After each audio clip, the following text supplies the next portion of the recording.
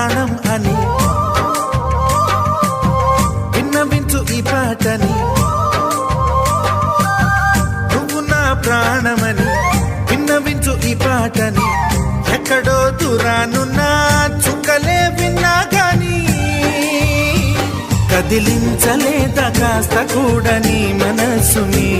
పరదాలు దాటి ఒక్కసారి పలకరించవేమి. అందరినీ ఇలా వెంటపడి అడగాల సరదాగా నువ్వే ఎదురైతే సరిపోదా. నిద్రపోతున్న రాత్రి నడిగా గుడికి చేరిన గువ్వల నడిగా